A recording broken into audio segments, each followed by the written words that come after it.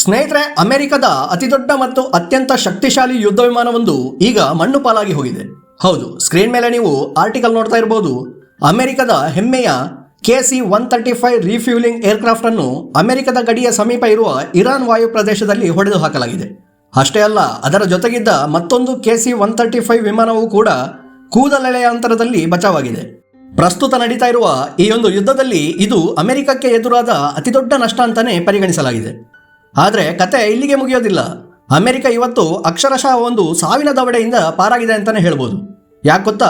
ಅಮೆರಿಕದ ಅತ್ಯಂತ ದುಬಾರಿ ಮತ್ತು ಭಯಾನಕ ಅಸ್ತ್ರ ಅಂತ ಅನ್ಸ್ಕೊಂಡಿರುವ USS Abraham Lincoln aircraft carrier ಏನಿದೆ, ಅದು ಕೂಡ ಇವತ್ತು ಸ್ವಲ್ಪದರಲ್ಲೇ ಬಚಾವಾಗಿದೆ. ಸ್ಕ್ರೀನ್ ಮೇಲೆ ನೀವು ನೋಡ್ತಾ ಇರ್ಬೋದು. ಸ್ವತಃ ಅಮೆರಿಕ ಸರ್ಕಾರ ಮತ್ತು ಅಲ್ಲಿನ ಮಾಧ್ಯಮಗಳು ವರದಿ ಮಾಡಿರುವ ಪ್ರಕಾರ ಇರಾನಿನ ಒಂದು ಸಣ್ಣ ಬೋಟ್ ಏನಿದೆ, ಅಬ್ರಾಹಿಂ ಲಿಂಕನ್ ಯುದ್ಧ ನೌಕೆಯ ಅತ್ಯಂತ ಸಮೀಪಕ್ಕೆ ಬಂದುಬಿಟ್ಟಿತ್ತು. ಅಷ್ಟೇ ಅಲ್ಲದೆ ಒಂದಲ್ಲ ಎರಡೆರಡು ಸಲ ಬಂದು ಈ ಒಂದು ಬೃಹತ್ ಏರ್ಕ್ರಾಫ್ಟ್ ಕ್ಯಾರಿಯರ್ನ ಮೇಲೆ ದಾಳಿಯನ್ನು ಮಾಡೋದಕ್ಕೆ ಹಲವಾರು ಬಾರಿ ಪ್ರಯತ್ನವನ್ನು ಮಾಡಿತ್ತು. ಅದೃಷ್ಟವಶಾತ್ ಅಮೆರಿಕದ ಟೈಮ್ ಚೆನ್ನಾಗಿತ್ತು, ಹಾಗಾಗಿ ಇರಾನ್ನ ಆ ಬೋಟಿನ ಗುರಿ ತಪ್ಪಿದೆ. ಈ ರೀತಿಯ ಒಂದು ದಾಳಿಯ ಪ್ರಯತ್ನ ನಡೀತಾ ಇದೆ ಅನ್ನೋದು ಬಹಳ ಹೊತ್ತಿನ ಬಳಿಕ ಅಮೆರಿಕದ ಸೈನಿಕರಿಗೆ ಅರಿವಾಗಿದೆ. ತಕ್ಷಣ ಎಚ್ಚೆತ್ತುಕೊಂಡ ಅಮೆರಿಕ ತನ್ನ ಹೆಲಿಕಾಪ್ಟರ್ಗಳನ್ನು ಬಳಸಿ ಆಂಟಿ ಶಿಪ್ ಮಿಸೈಲ್ಗಳ ಮೂಲಕ ಆ ಇರಾನ್ ಬೋಟ್ನನ್ನು ಹೊಡೆದು ಮುಳುಗಿಸಿಬಿಟ್ಟಿದೆ. ಸ್ಕ್ರೀನ್ ಮೇಲೆ ನೀವು ಇರಾನಿನ ಈ ಒಂದು ಸಣ್ಣ ಬೋಟ್ ಏನಿದೆ ಅದರ ಚಿತ್ರವನ್ನು ನೋಡ್ತಾ ಇರ್ಬೋದು. ಇರಾನ್ ತನ್ನ ಗುಪ್ತ ಸುರಂಗಗಳಲ್ಲಿ ಇಂತಹ ಸಾವಿರಾರು ಬೋಟ್ಗಳನ್ನು ಅಡಗಿಸಿಟ್ಟಿದೆ. ಈ ಸಣ್ಣ ಬೋಟ್ಗಳ ಒಳಗೆ ಭಾರೀ ಪ್ರಮಾಣದ ಸ್ಫೋಟಕಗಳು ಅಥವಾ ಮಿಸೈಲ್ಗಳನ್ನು ಅಳವಡಿಸಿರ್ತಾರೆ. ಇಂತಹ ಒಂದು ಸಣ್ಣ ಕಾಮಿಕಾಜೆ ಬೋಟ್ ಮೂಲಕ ಇರಾನ್ ಇವತ್ತು ಅಮೆರಿಕದ ಒಂದು ದೈತ್ಯ ಅಬ್ರಾಹಂ ಲಿಂಕನ್ ಹಡಗನ್ನು ಮುಳುಗಿಸಲು ಪ್ಲಾನ್ ಮಾಡಿತ್ತು. ಒಂದು ವೇಳೆ ಈ ದಾಳಿ ಯಶಸ್ವಿ ಆಗ್ತಾ ಇದ್ರೆ ಅಮೆರಿಕಕ್ಕೆ ಎಷ್ಟು ದೊಡ್ಡ ಹೊಡೆತ ಬೀಳ್ತಾ ಇತ್ತು ಅನ್ನೋದನ್ನು ನೀವು ಕಲ್ಪನೆ ಕೂಡ ಮಾಡ್ಕೊಳ್ಳೋದಕ್ಕೆ ಸಾಧ್ಯ ಇಲ್ಲ. ಯಾಕಂದರೆ ಈ ಯುದ್ಧ ನೌಕೆ ಎಷ್ಟು ದೈತ್ಯಾಕಾರವಾಗಿದೆ ಅನ್ನೋದನ್ನು ನೀವೇ ನೋಡಿ.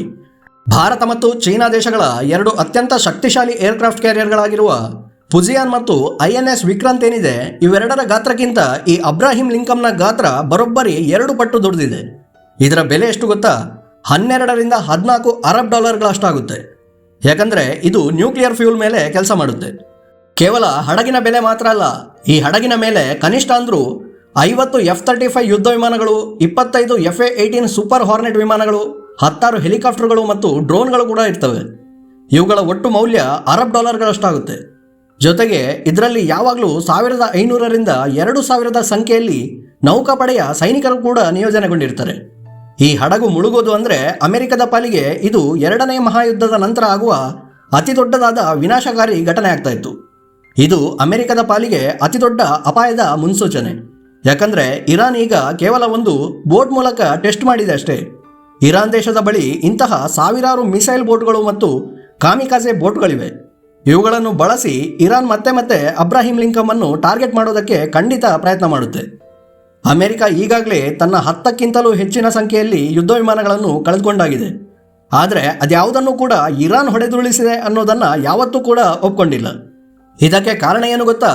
ಉದಾಹರಣೆಗೆ ಇರಾನ್ ಅಮೆರಿಕದ F-18 ಸೂಪರ್ ಹಾರ್ನೆಟ್ ಮತ್ತು F-15 ವಿಮಾನಗಳನ್ನು ಹೊಡೆದಾಗಲೂ ಕೂಡ ಇದು ಇರಾನ್ ಮಾಡಿದ ದಾಳಿಯಲ್ಲ, ಬದಲಿಗೆ ಕುವೈಟ್ ಏರ್ಫೋರ್ಸ್ನ ಪೈಲಟ್ಗಳು ತಪ್ಪಾಗಿ ಗ್ರಹಿಸಿ ನಮ್ಮ ವಿಮಾನವನ್ನು ಟಾರ್ಗೆಟ್ ಮಾಡಿದ್ರು ಅಂತ ಹೇಳಿಕೆ ನೀಡಿತ್ತು. ಅಷ್ಟೇ ಅಲ್ಲ, ಇರಾನ್ ಅಮೆರಿಕದ ಸುಮಾರು 16 MQ-9 ರಿಪ್ಪರ್ ಡ್ರೋನ್ಗಳನ್ನು ಹೊಡೆದಾಗಲೂ ಕೂಡ ಟೆಕ್ನಿಕಲ್ ಪ್ರಾಬ್ಲಮ್ ಉತ್ತರವನ್ನು ನೀಡಿತ್ತು. ಇದೇ ರೀತಿ ಈಗ ಈ ಒಂದು KC-135 ವಿಮಾನದ ವಿಚಾರದಲ್ಲೂ ಕೂಡ ಅಮೆರಿಕ ನಮ್ಮದೇ 2 ವಿಮಾನಗಳ ನಡುವೆ ಮಿಡ್ ಏರ್ ಇನ್ಸಿಡೆಂಟ್ ಆಗಿ ಪತನ ಆಗಿದೆ ಅನ್ನೋ ಹೇಳಿಕೆಯನ್ನು ನೀಡ್ತಾ ಇದೆ. ಅಮೆರಿಕ ಈ ಎಲ್ಲ ಸುಳ್ಳುಗಳನ್ನು ತನ್ನ ಡಿಫೆನ್ಸ್ ಕಂಪನಿಗಳನ್ನು ಡಿಪೆಂಡ್ ಮಾಡೋದಕ್ಕೋಸ್ಕರ ಹೇಳ್ತಾ ಇದೆ.